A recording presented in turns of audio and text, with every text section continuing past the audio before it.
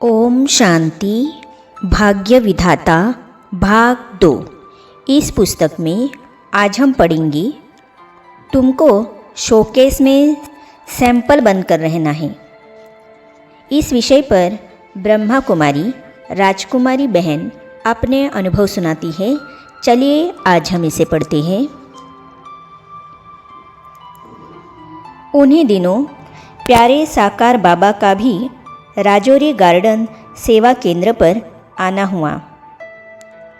कल्प वृक्ष के चित्र में उनको देखकर मैं पहचान चुकी थी कि बाल्यावस्था में मुझे साक्षात्कार में दिखने वाले यही बाबा है।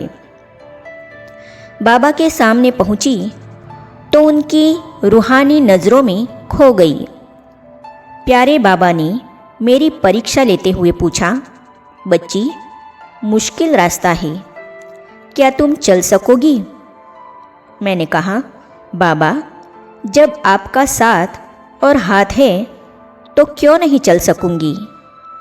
प्यारे बाबा ने फिर कहा, हाँ बच्ची, क्यों नहीं, पर सच की नाव डोलेगी, डूबेगी नहीं। मुझे समर्पित होकर ईश्वरीय सेवा करने की बड़ी ललक थी। मैंने कहा, बाबा, मैं समर्पित होना चाहती हूँ। जन्मपत्री जानने वाले जानी जाननहार बाबा का उत्तर मिला, बच्ची, तुम्हारा पार्ट नहीं है, तुम्हें परिवार वालों से छुट्टी नहीं मिलेगी, तुमको शोकेस में सैंपल बनकर रहना है। फिर मैंने प्यारे बाबा की आज्ञा से घर में गीता पाठशाला खोल ली। बाबा हर आत्मा का भविष्य जानते थे। सन 1960 में मैं पहली बार गुलजार दादी जी के साथ मधुबन बाप दादा से मिलने गई।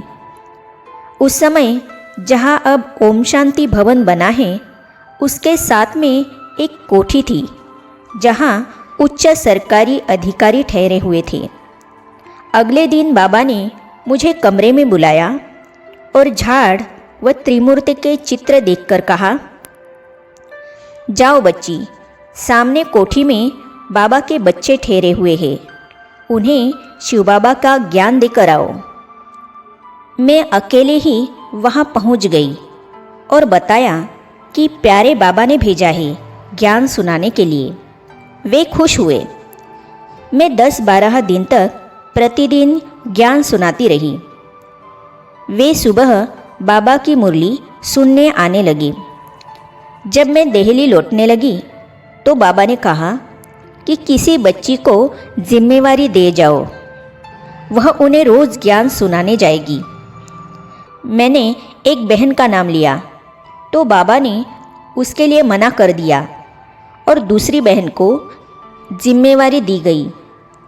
मैंने जिसका नाम लिया था वह थोड़े दिनों में ज्ञान छोड़कर चली गई।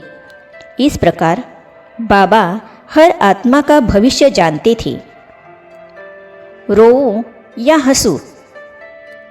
अगले वर्ष अर्थात 1961 में मैं दिल्ली से अकेले ही मधुबन बाबा से मिलने फिर गई।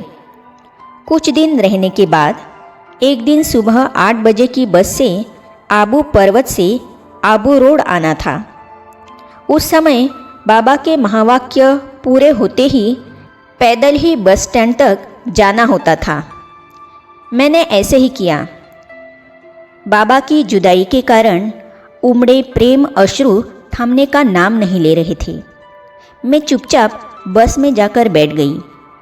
बस आबू रोड की ओर चलने ही वाली थी, तभी देखा कि भूरी दादी एक हाथ में थर्मस तथा दूसरे हाथ में टोली लिए दौड़ी दौड़ी आ गई। कहा, राजकुमारी, तुझे बाबा बहुत याद कर रहे हैं। कह रहे हैं कि मेरी बच्ची भूखी ही बिना नाश्ता किए चली गई है, जाओ उसे प्यार से खिलाकर आना। सचमुच मन भारी होने के कारण मैं भूखी ही आ गई थी। अब कोई पूछे उस समय मैं रोऊं या हंसूं? रोना तो था नहीं, रुलाती तो माया है। बस मैं प्यार में आंसू बहाती रही। वाह, मेरे प्यार के सागर बाबा, चितचोर बाबा, ऐसे संकल्प चलाते हुए टोली खाई, चाय पी और थर्मस वापस दे दिया। दिल वही प्यारे बाबा के पास छोड़कर वापस दिल्ली आ गई। बाबा मुँह ढककर सुन रहे थे बातें। एक दैवी भाई मेजर थे। एक बार बाबा उनकी कोठी में ठहरे थे। हम सब सुबह बसों द्वारा अपने अपने सेवा केंद्रों से वहाँ बाबा की मुरली सुनने पहुँच जाते थे। एक दिन शाम को हम कुछ बहनें रात में वहीं ठहरकर दूसरे दिन सुबह वापस जाने का कार्यक्रम बनाकर गई। सभी बहनें घर से कोई न कोई बहाना बनाकर गई थी।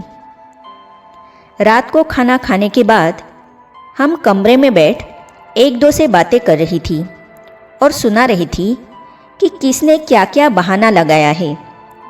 हम सब बातों में खोई हुई थी।